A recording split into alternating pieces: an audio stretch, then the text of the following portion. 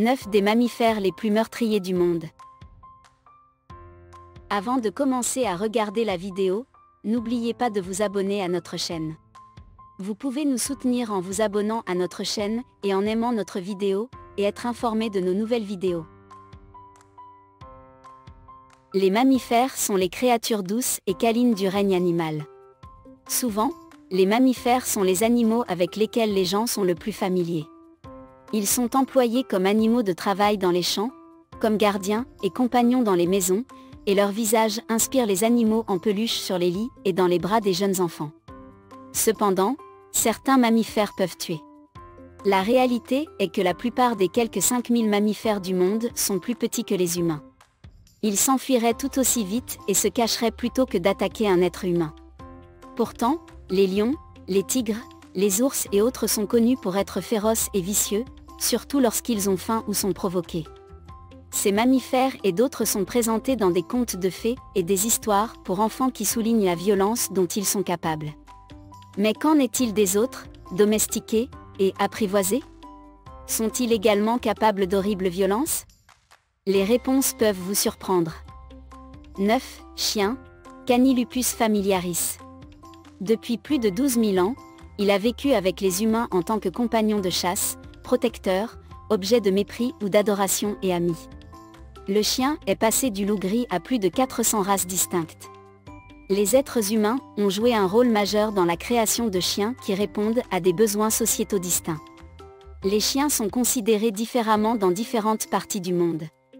Les caractéristiques de loyauté, d'amitié, de protection et d'affection ont valu aux chiens une place importante dans la société occidentale, et aux États-Unis et en Europe, le soin et l'alimentation des chiens sont devenus une entreprise de plusieurs milliards de dollars.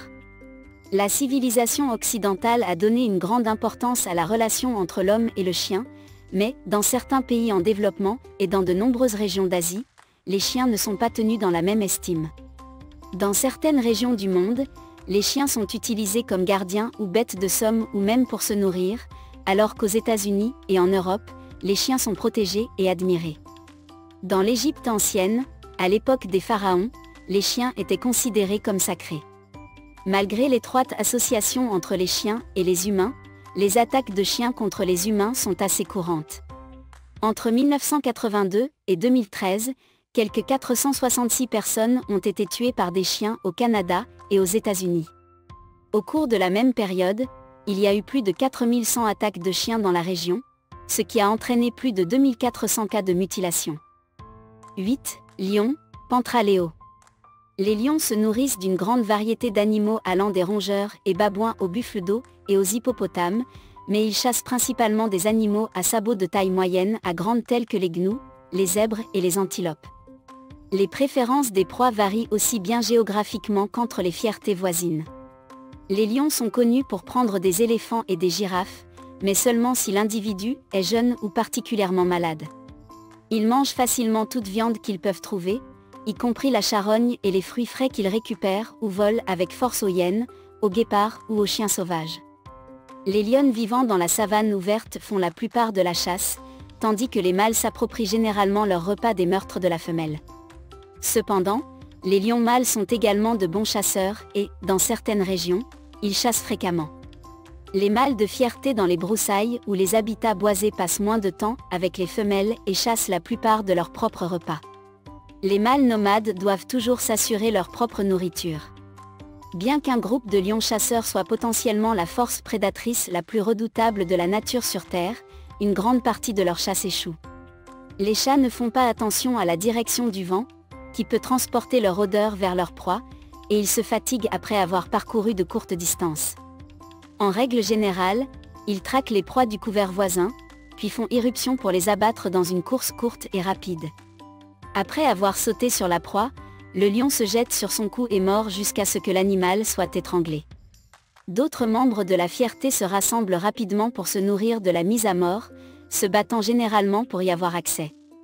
Les chasses sont parfois menées en groupe, les membres d'une fierté encerclant un troupeau ou s'approchant de celui-ci par des directions opposées, puis se rapprochant pour une mise à mort dans la panique qui en résulte. Les chats se gorgent généralement d'eux-mêmes et se reposent ensuite pendant plusieurs jours à proximité. Un mâle adulte peut consommer plus de 34 kg, 75 livres, de viande en un seul repas, et se reposer pendant une semaine avant de reprendre la chasse. Si les proies sont abondantes, les deux sexes passent généralement 21 à 22 heures par jour à se reposer, dormir ou s'asseoir, et chasser seulement 2 ou 3 heures par jour. Nature a rapporté que 871 personnes en Tanzanie ont été attaquées par des lions entre 1990 et 2005. L'une des séries d'attaques les plus effrayantes a eu lieu au Kenya en 1898, au cours de laquelle 2 lions ont tué des dizaines de cheminots avant que le couple ne soit abattu. Entre 1932 et 1947, peut-être pas moins de 1500 personnes ont été tuées par une fierté agressive de lions près de la ville de Nyombe, en Tanzanie. Aujourd'hui, les lions tuent environ 100 personnes par an en Tanzanie. 7. Ours, famille Ursida. Bien que d'apparence maladroite, les ours peuvent se déplacer étonnamment vite, même à travers une couverture dense qui gênerait gravement un humain ou un cheval. Cependant, leurs sens de la vue et de l'ouïe sont peu développés, et la plupart de la chasse se fait par l'odorat. Certains, comme les ours noirs et à lunettes, sont de bons grimpeurs et tous sont de bons nageurs, notamment l'ours polaire. Les ours ne communiquent généralement pas par le son et sont généralement calmes, mais ils grognent parfois lorsqu'ils se nourrissent, lorsqu'ils sont défiés par un autre ours ou par des humains, et lorsqu'ils se disputent des partenaires. À l'exception de l'ours polaire carnivore et du panda géant végétarien, les ours sont omnivores et consomment de nombreux articles qui peuvent sembler petits pour un animal d'une telle taille. Les fourmis, les abeilles, les graines d'arbres, les racines, les noix, les baies, les larves d'insectes comme les vers blancs, et même la délicate violette à dents de chien sont mangées.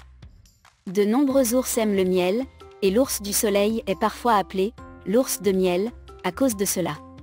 Les proies prises par les ours comprennent les rongeurs, les poissons, les cerfs, les porcs et les phoques. Les grizzlies, sous-espèce nord-américaine de l'ours brun, Ursus arcto, sont connus pour leur habileté à pêcher pendant les périodes de frai du saumon.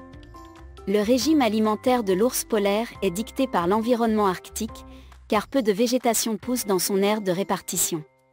L'ours paresseux asiatique, Melursus ursinus, se plaît particulièrement à attaquer et à détruire les nids de termites, à aspirer les termites et les larves avec ses lèvres en forme d'entonnoir. Le panda géant a une formation osseuse spéciale de l'avant-pied qui fonctionne comme un 6e chiffre. Il est opposable aux 5 autres, et est donc utile dans la manipulation du bambou. S'ils sont capturés jeunes, les ours peuvent être apprivoisés assez facilement, et sont couramment utilisés dans les spectacles d'animaux de cirque. Cela a souvent amené les gens à considérer les ours comme des créatures apprivoisées, et inoffensives plutôt que comme des créatures potentiellement dangereuses méritant méfiance et respect. Cette erreur a souvent entraîné une tragédie pour les humains et les ours. Les grizzlies et les ours polaires sont les plus dangereux, mais les ours bruns eurasiens et les ours noirs américains sont également connus pour attaquer les humains. Certaines espèces détruisent le bétail à l'occasion, et certains ours, comme les ours noirs d'Asie et d'Amérique, peuvent détruire des fruits ou d'autres cultures, en particulier le maïs. 6. Hippopotame, Hippopotamus amphibius. Hippopotame est le grec pour « cheval de rivière » et l'animal est connu depuis l'Antiquité. Les hippopotames sont souvent vus se prélasser sur les rives ou dormir dans les eaux des rivières, des lacs et des marécages à côté des prairies.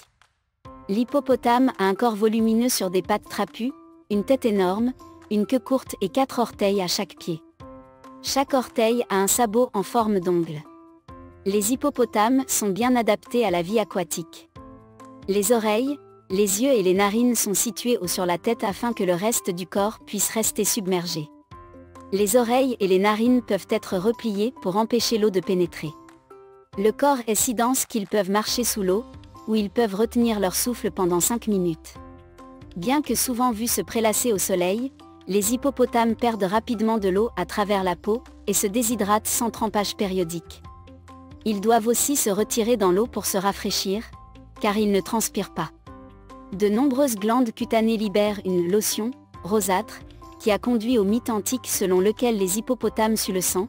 Ce pigment agit en fait comme un écran solaire, filtrant les rayons ultraviolets. Les comptes enregistrant le nombre de morts humaines par an par des attaques d'hippopotames vont d'environ 500 à environ 3000. On pense que les attaques d'hippopotames sur les petits bateaux sont un comportement anti-prédateur, les hippopotames les confondant avec des crocodiles. En conséquence, les hippopotames ont longtemps eu une réputation largement imméritée en tant qu'animaux agressifs. Les vaches vivent dans des écoles, mais elles ne sont pas associées de façon permanente à d'autres vaches, bien qu'elles maintiennent parfois des liens avec leur progéniture pendant quelques années. La longévité est jusqu'à 49 ans en captivité, mais rarement plus de 40 ans à l'état sauvage. 5. Tigre, Panthera tigri.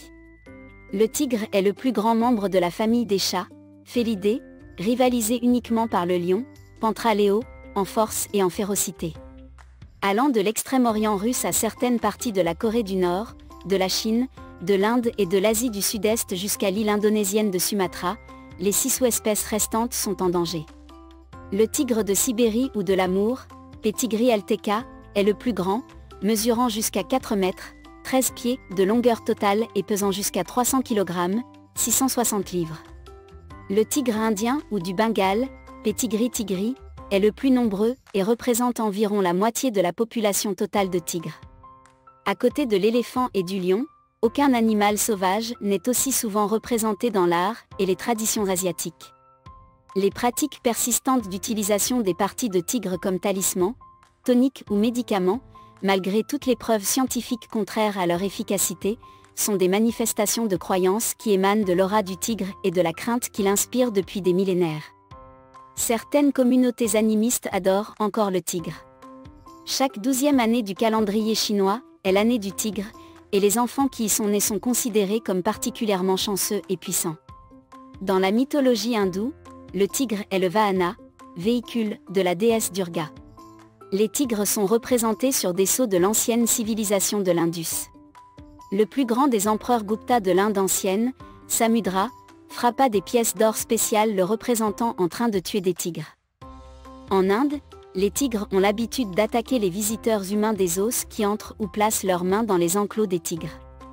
Les tigres sont également connus pour attaquer les populations à l'état sauvage, en particulier dans les Sundarbans, une région de forêt et de marécages chevauchant la frontière entre l'Inde et le Bangladesh.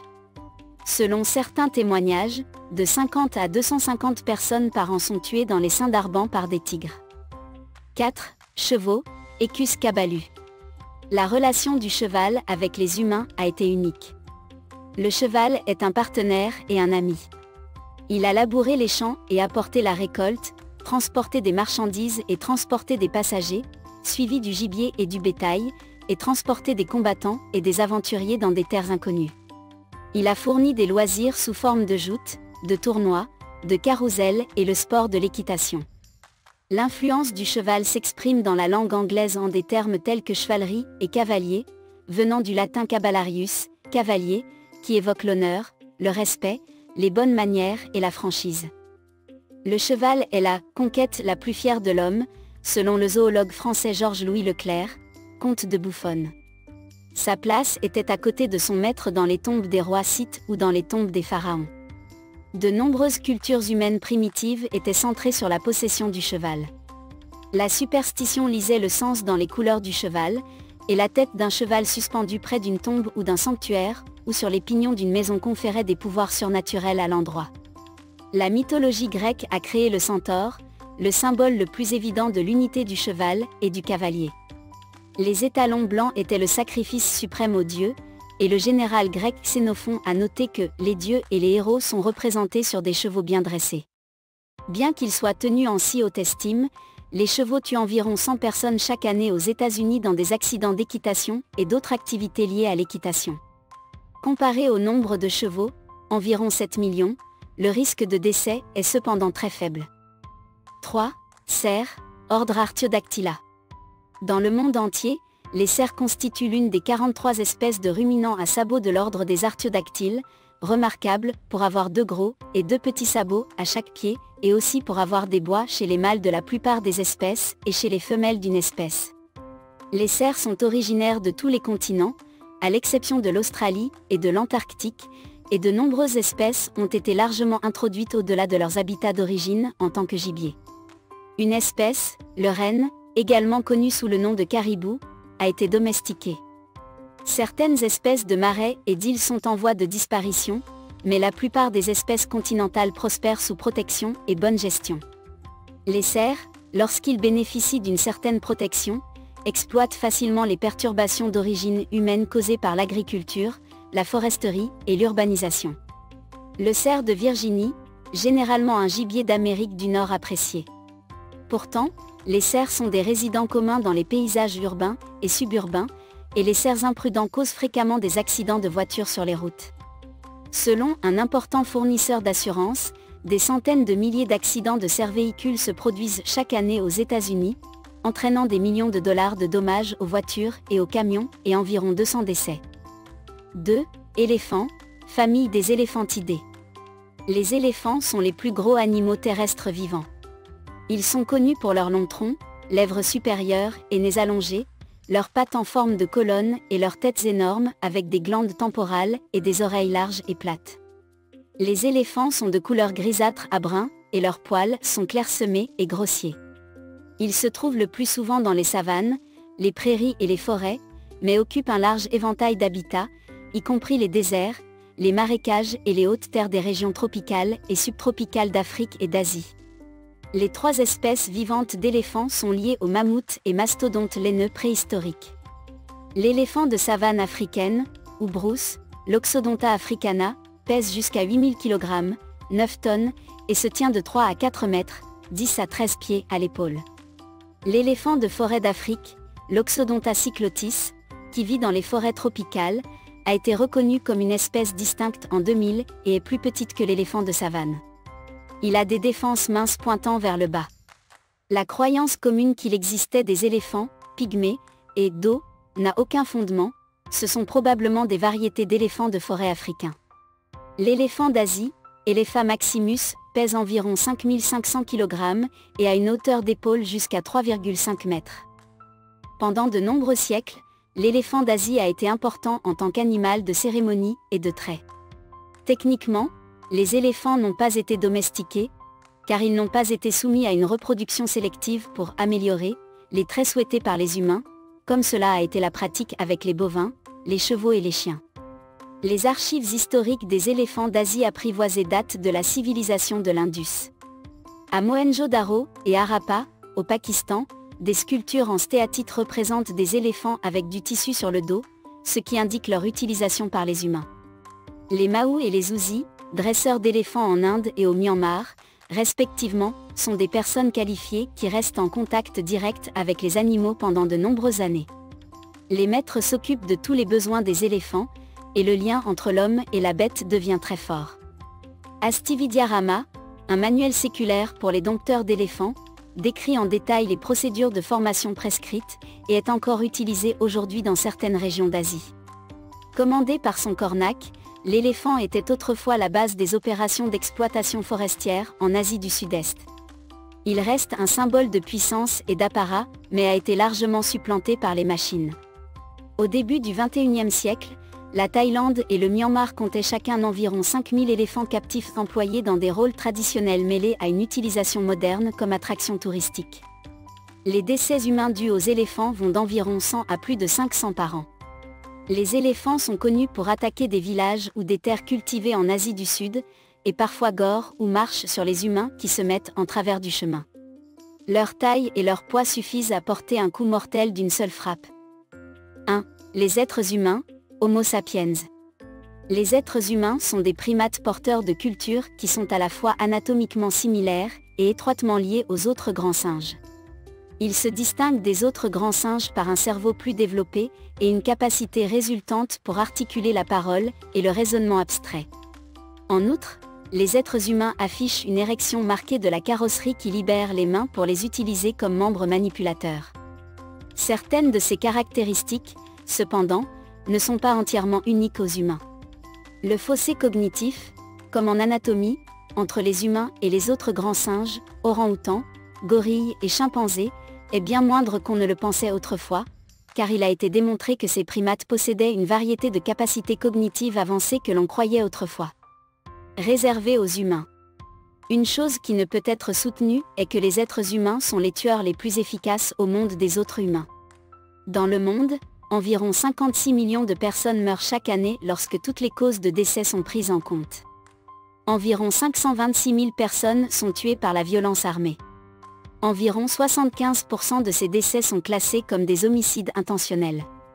En outre, quelques 54 000 humains succombent à des morts violentes involontaires, et 55 000 personnes meurent chaque année des suites de la guerre et du terrorisme.